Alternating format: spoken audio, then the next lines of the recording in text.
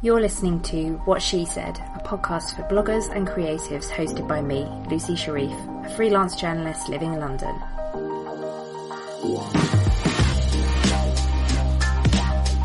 Each week I interview different women in blogging and the online world, getting their best blogging tips and advice, and a little bit of gossip too. Thanks for listening.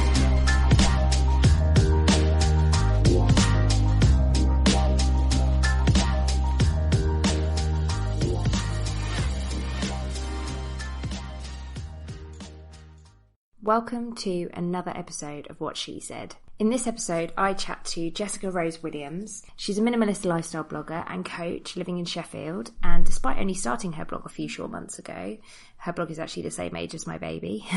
She's garnering really big numbers and fab engagement, due in no small part to her authentic presence and very high quality content. We chatted about minimalism, the myths that surround it, why and how she finally started her blog, and why content will always be king. If you're thinking about starting a blog but you feel completely overwhelmed, this one's for you.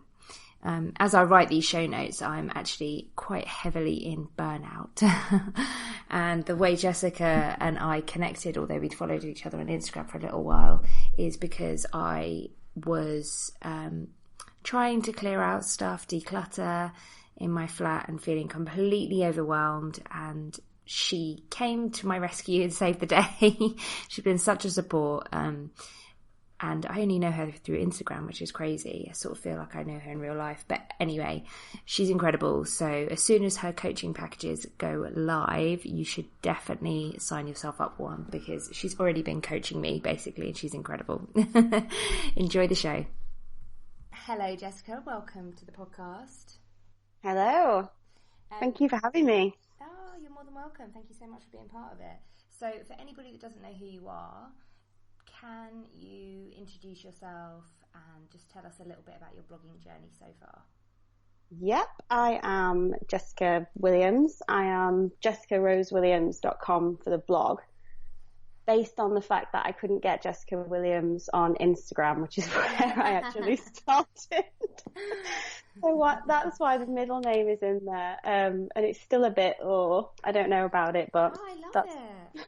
Do you really? Yeah, it's so pretty. I really like it. Well, that's why it is that.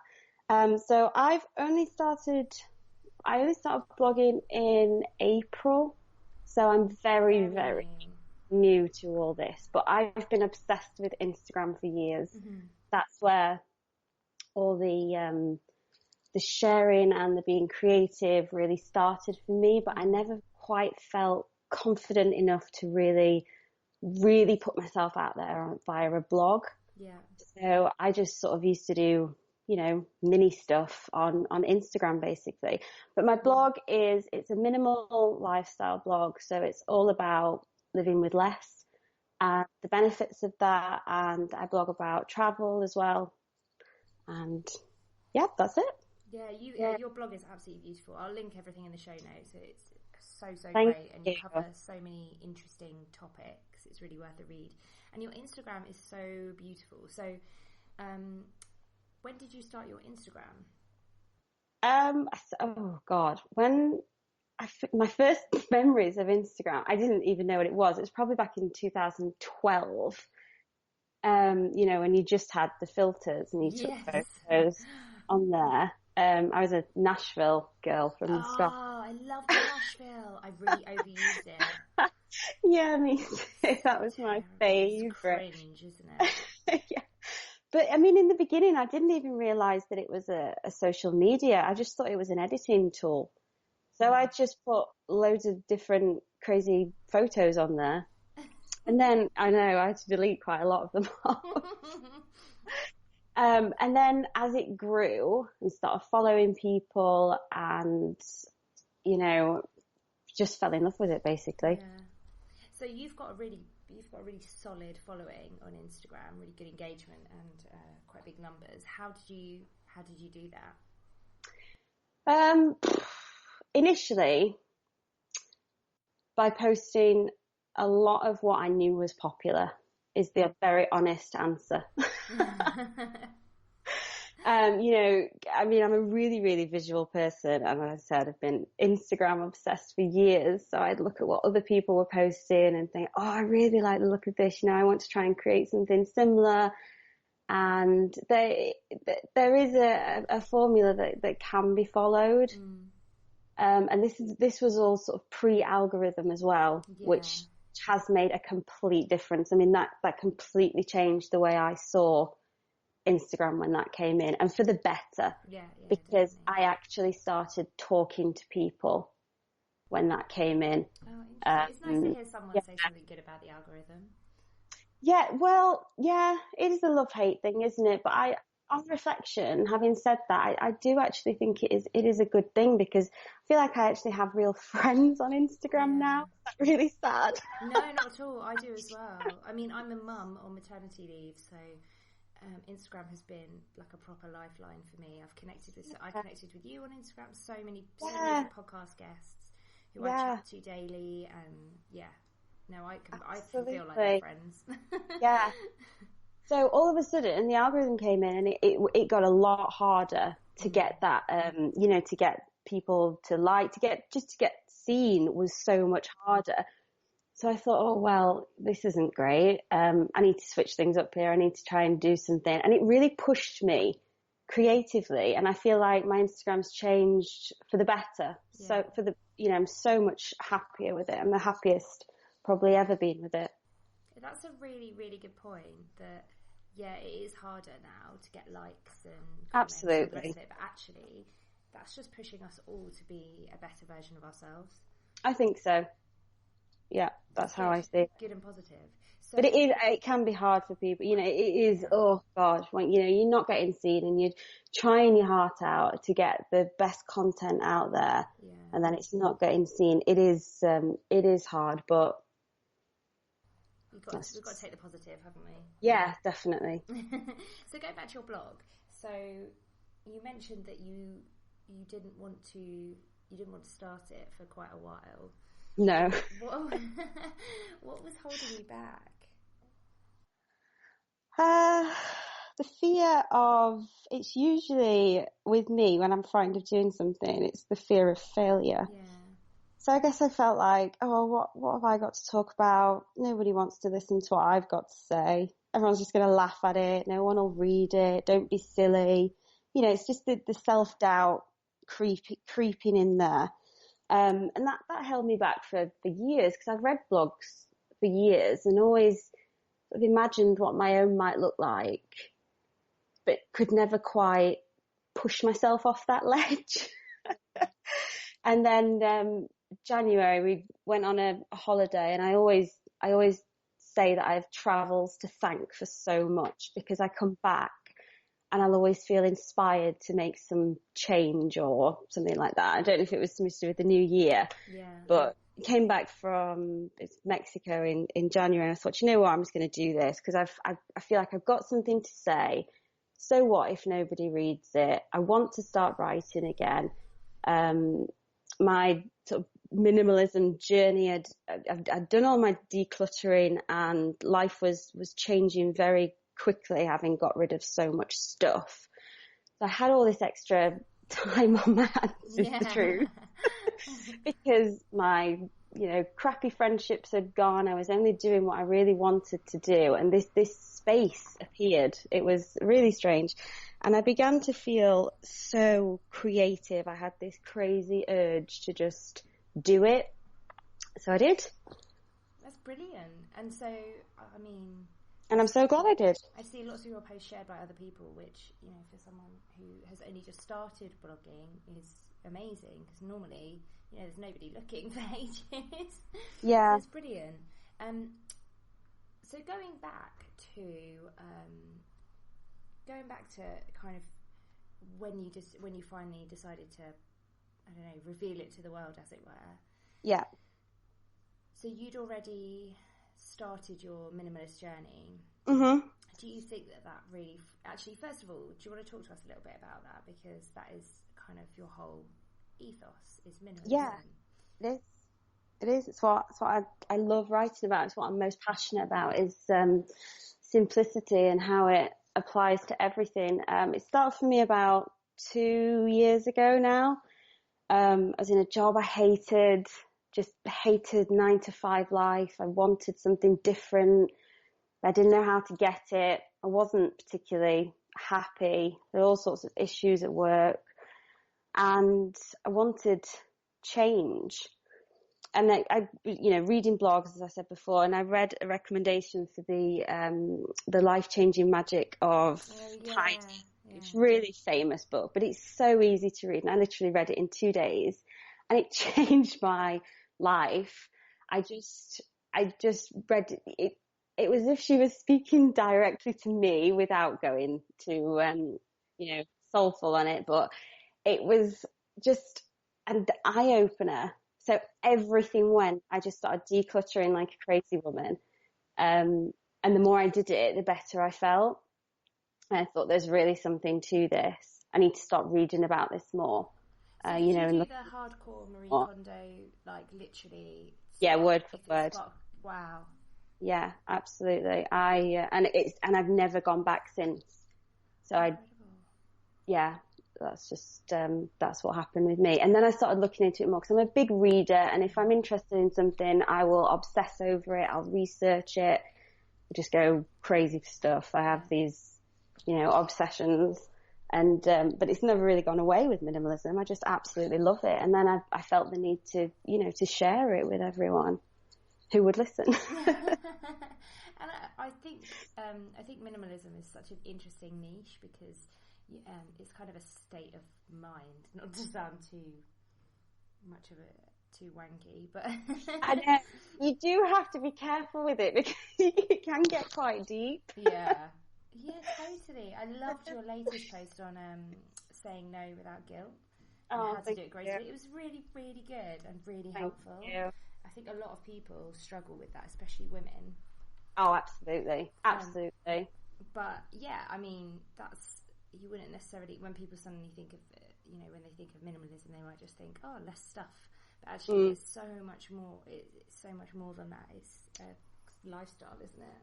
Yeah, absolutely. I always think of it as like a bit of a tool. So it's just constantly assessing what adds value to your life, what doesn't add value, and getting rid of what doesn't add value to make more of what does. And that is good for everyone. I'm yet to meet anyone who doesn't want a calmer, simpler, more straightforward life because everyone's too busy now. And it does. It applies to absolutely everything. That's the best thing about it. Yeah, it's so true. And you've been helping me with how I used to be was very minimalist. I was a nomad for 3 years, so it was kind of more of a necessity than anything else. Yeah, that's great. Yeah, which was awesome. But then when I came back, and really, actually, for me, as we've talked about, it was having a baby, and I have not given into the pressure to have a lot of stuff. But even so, everyone will buy you stuff, and you can't really say, please don't buy. In fact, I probably should have said that at the beginning. Don't buy us any stuff. Yeah. And also my changing shape. So I've got a wardrobe. In fact, it's changed because yesterday I had a massive declutter. But yay! I had a wardrobe full of, maternity clothes, a couple of size 12 clothes that I'd bought that weren't particularly decent. That I just bought because, for an interim period. Because I'm definitely going back to the shape that I was, but what if I don't?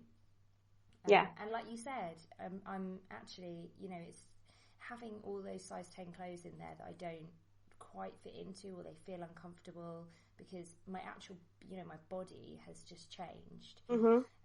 It's just a way to beat myself up, really. Yeah. To go, you should be thinner. And you're absolutely, when you said that, I was like, yep, you're absolutely right. There's no point in being there. Yeah, they're not serving any purpose apart from to make me feel a bit bad that I'm not what I was.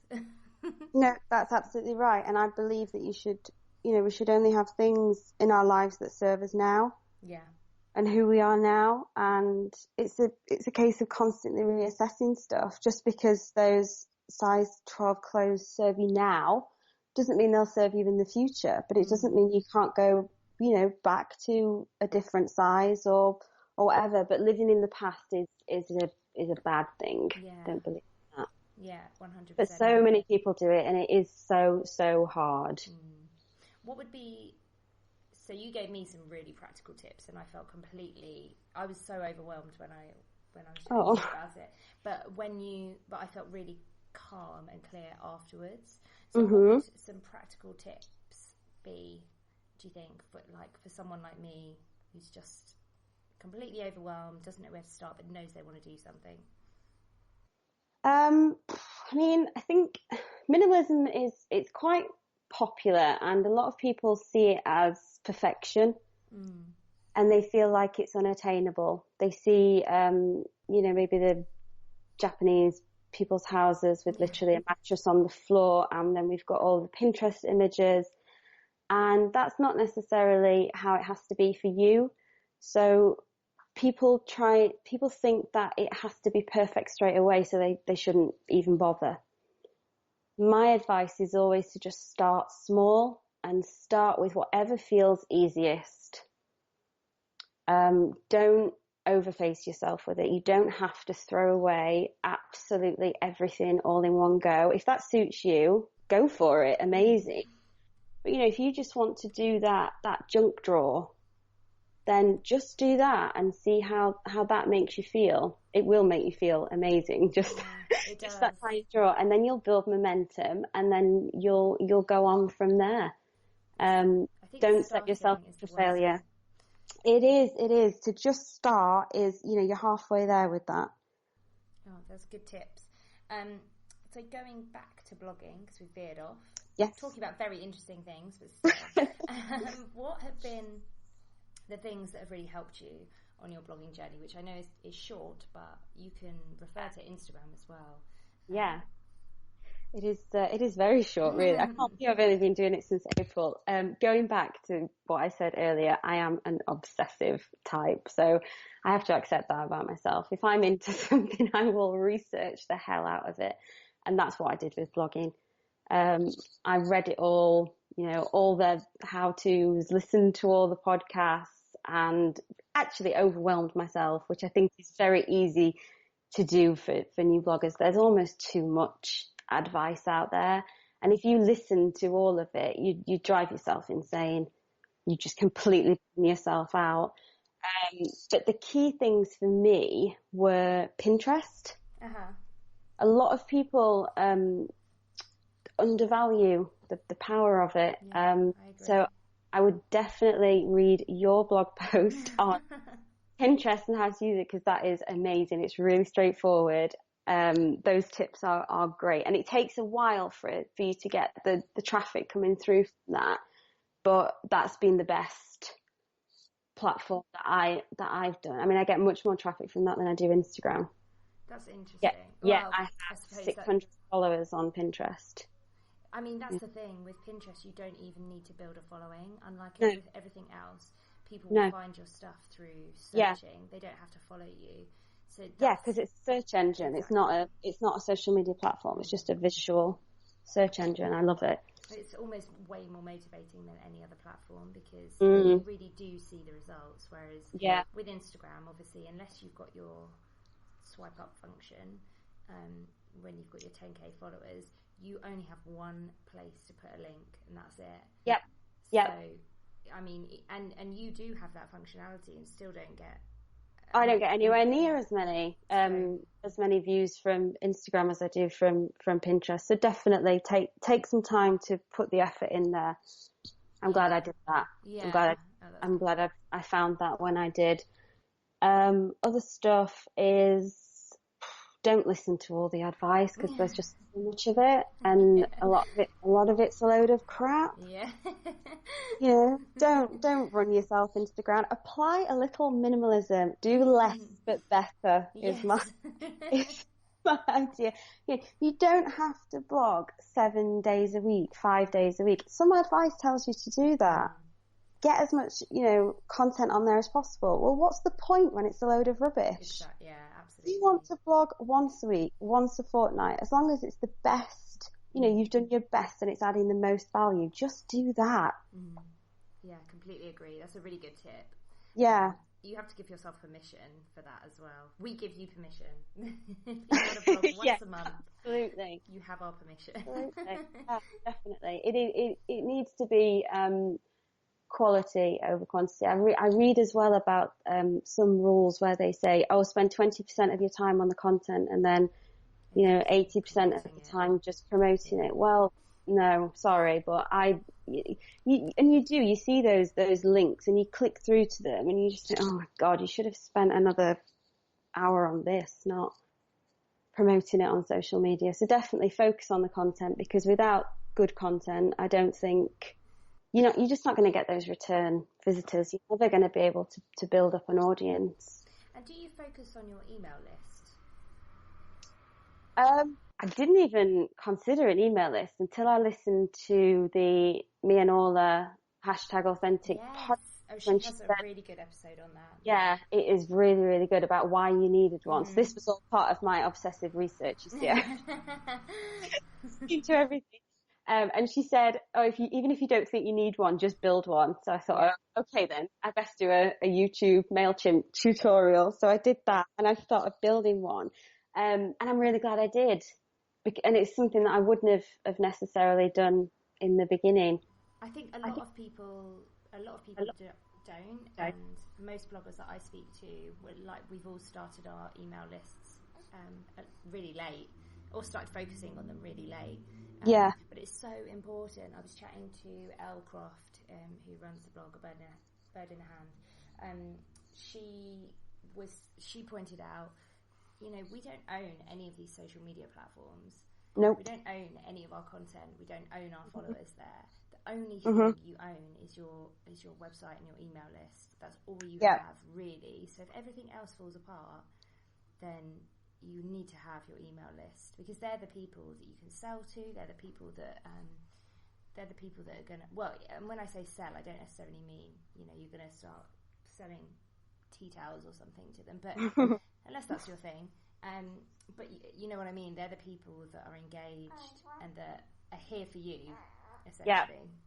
Yeah, they're the ones that you have direct contact with, because we talked about the algorithm on Instagram. People will miss you. I think, is it 20% of your followers actually see your content anyway? Oh God, that is depressing. I know. But that's the case. But if you send an email to someone, every single one gets the email in the inbox. It is a much better way, more guaranteed way to communicate with people. And I've just started doing. Yeah, absolutely. I've just started doing a monthly. I'm calling it a letter, not a newsletter, where I actually can write to people that have. So grateful that anyone has subscribed to my blog, but it's just such a lovely thing to be able to do, to actually write to those people and connect with them when they're like-minded people, especially. And that's the most important thing in any of your platforms, is finding like-minded people. Oh yeah. But I think it's so much easier when you're building an email list, because I don't know, it's such a privilege to have somebody's email address. It is. And people don't hand it over that easily. So when they do, they tend to be your right people, I've found, anyway. Yeah. Have there been any real... So we've talked about Pinterest, but have there been any real kind of growth boosts that you've tried with your blog, that you've been like, oh my God, that's amazing, that's really worked? Oh, it would have to be the Pinterest thing. Yeah, definitely. Just from, I'm by no means an expert, but like I said, I've just read blog posts on it and listened to tutorials on it. Just to give you an idea, I've been blogging for 4 months.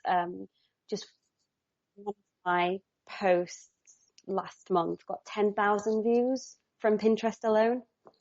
And incredible. For a new blogger like me, that's just insane. Yeah, absolutely. That's so brilliant.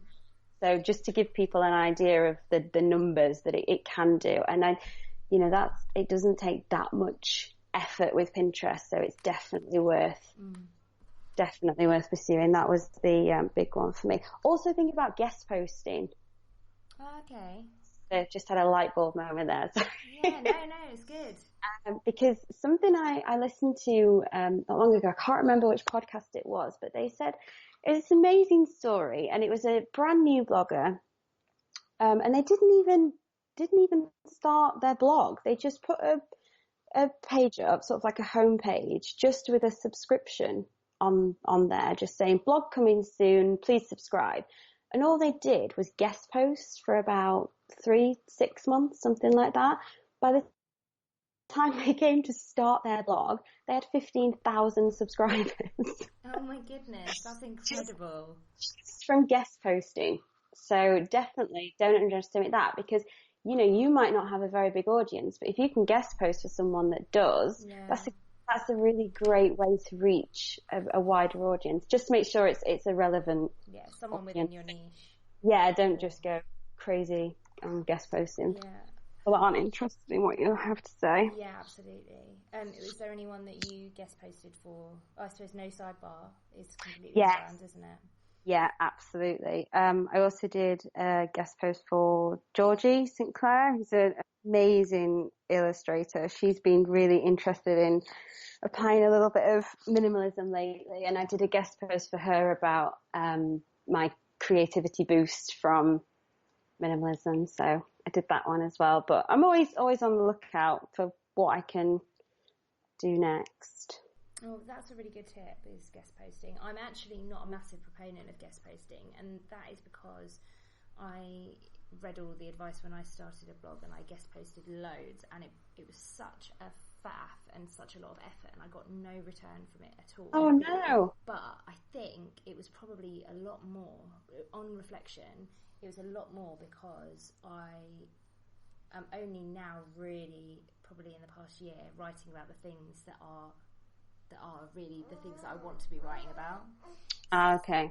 So really, I was guest posting for the wrong people, and it's just all kind of wrong. And now, because my time is a bit of a premium and blogging isn't my full-time gig, I don't really have the time to guest post. So if I do it, it's just for the fun of it. Yeah. But I think it's important to define where you want to go with your blog at the beginning, and if you're going to guest post, then just be really curated about the whole thing. Yeah, you have to, I think finding the right audience and the right ones to do it for are key. Absolutely. Has there been anything, because you said that you had, you're a big reader, you obviously were in the blogosphere for a long time before you actually had a blog.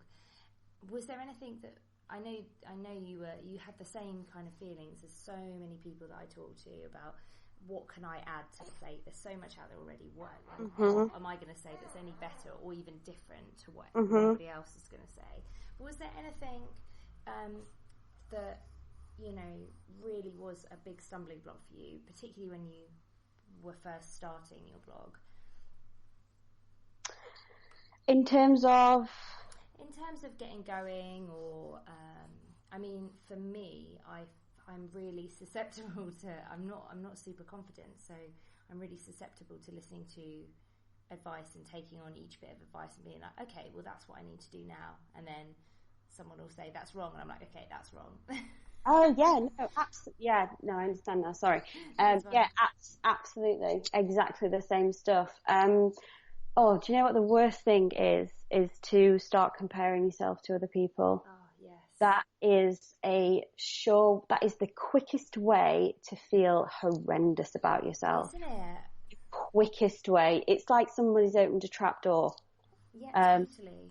And it's so easy to fall down that rabbit hole. You start scrolling, you start thinking, oh, I wonder what such and such is doing with their blog. Oh, I'll just check it out. And then you look at someone else's, and then all the self-doubt, all the horrendous feelings start coming up. Don't do that. Do you still get that? Because I get that on a daily basis, especially on Instagram at the moment. Yeah, it can be really, really hard. I'm really working hard at the minute on trying not to look at other stuff. See, what I did a long time ago as part of the minimalism journey was to unfollow anyone that made me feel bad about myself. I do that also. And I still do that regularly now. So yeah, if someone's not intentionally, I don't think people set out to make you feel bad about yourself. But if that's how you're feeling, by all means, step away from it. Hit the unfollow. Yeah. Don't read that blog anymore. You have to focus. You've got to focus on yourself, and you've got to believe in yourself. Yeah, 100%. Because no one else is going to do it for you. You have to. Yeah, you're the one who has to do it. Definitely. I really always have to think. I think it was me and Orla podcast episode where she talked about comparison being the thief of joy. And actually, I'll link that because it's a really good one. I think it's just her talking and giving some real practical tips on not comparing yourself. Because, that's 100% the quickest fire way to lose all confidence and just feel crap. Yep. And it serves nothing, like no purpose at all. It doesn't. And what everyone forgets, and this is how I drag myself out of it, because, everyone does it, everyone slips. But they're on a completely different journey to you. Yeah. They're at a completely different stage to you. So they're comparing yourself is actually ridiculous because you're not even going in the same way. Everyone's path is completely different. Yeah, I think it's really important to remember that as well, because even when you look at another blogger who maybe has a similar audience to you or the similar kind of aesthetic to you, they're not on the same journey. They might be doing something completely different. I'm interested to know, because you're so new to blogging, I'm interested to know how you feel about your numbers. Like, I feel like you're the sort of person that probably has a monthly spreadsheet that you track things. I don't know if that's correct, because I am that sort of person. I don't. I really don't. Do you know what? I do. No. I have this. I do this thing where I have these, like, I really don't want to go too deep, but these are things that have really helped me. So if these things can help other people, then I'm going to share them. I have these affirmations, and whenever I'm feeling a bit low, I'll read them to myself, and they're actually a really powerful way to motivate yourself and then pick yourself back up. And one of them is that my self-worth is not my numbers. So I don't keep any spreadsheets or anything like that. Instagram, I used to have the follower app. Yeah. And I used to see who unfollowed me and how many new I'd got, and oh my god, that was one of the things that made me feel bad about myself. So I got rid of it, and it was so much better without it. Yeah. Because I could just focus on creating the kind of content I wanted to instead of being obsessed with the numbers. I think that's really important. But they do matter, and that's the very sad thing about blogging. The numbers do. And also they matter. I mean, I think you're right. I'm the sort of person that likes to really track where I'm going. So, and I'm a real Excel geek. Oh, right. So although I don't necessarily believe that, I think you have to really curate your numbers. So, if you don't need to know your monthly traffic for any reason apart from your ego, then it doesn't really serve a purpose to look at it every month. Yeah. But if you are tracking it because you're trying out new things and you want to see what's working, then that's completely different. Yeah. But I would agree with you that there's no point tracking things for the sake of tracking things if they don't make you feel good, because that's not what your self-worth is about, and it shouldn't be tied to numbers. No, absolutely not. And they can just become a stick to beat yourself with. It can be awful. Yeah. And then you're just wasting time when you should be spending that time creating. Yeah, that's a really good point. Like, that time could be spent doing something much more creative. And also, when you're doing something, when you're creating, most of us, we're all creators, that's what makes us feel good. That's kind of what feeds our soul, I guess. Absolutely. So that's a much better hour spent than one. Much better. Yeah, one tracking your followers. I certainly don't track my Instagram stats at all, because because there's no purpose for me to do that, because I don't, it's Instagram. It's for the joy. It's not for anything else. The only thing I look at on Instagram, I have got the business account, which is the one that gives you the analytics. I like to look at when people are on the most. Yes, so that you know when to post. Just so for that, I'd rather reach as big an audience as possible. And it's time saving so I as well. use it for that. Yeah, exactly. Yeah, I think actually, if anyone doesn't have a business account for Instagram, I think it's really worth getting it. Anyone can get it. You just have to have a Facebook page, I think. So I'd really recommend it. I found it really useful. I see a lot about it. I found it much more useful, and I see a lot about if you get a business account, you don't get as much engagement. But I haven't found that personally, so I just go on my own. Yeah. I think we're all going to have to do it at some point anyway. So Do you think? Probably, yeah. If you're a business, I think I presume that eventually you'll have to do it, and they'll charge you, maybe, it will go the way of Facebook, I guess. But either way, I think there's almost like conspiracy theorists around Instagram. Oh, definitely. Everyone needs to just calm down. Like, if you get a business account, you can switch back. It doesn't matter if you don't like it. People take it so seriously. Really I do miss those pre-algorithm days, actually, sometimes, when it just wasn't what it is today. It was just fun. It was it was so much fun, and I'm so cross that I've been on Instagram since 2011, and I only started taking it seriously last year. Which I just think, God, imagine if I'd done it, but no regrets. No. There's no point. Can't change it now. Exactly. I wish I'd taken more advantage of it before. I think everyone will feel that way. Yeah, that's true. So, where can everybody find you online? Okay, I am jessicarosewilliams.com. That's the blog. Because I use my own name, it's a bit, I just can't get it the same everywhere as I would want to. On Twitter, I am at Jessica Rose Will, and Pinterest is at Jessica Rose Williams. I managed to get that one. Nice. And Instagram is at Jessica Rose Williams as well. Perfect. Find me there. Thank you so much. You're welcome. Thank you. Thanks for listening to What She Said. And if you like this episode or any of the other episodes, please think about giving me a lovely rating on iTunes. I really appreciate it. If you want to connect with me, head over to my blog, wanderloose.com, or hit me up on Twitter, Instagram, or Pinterest, where I'm at wanderlooseblog.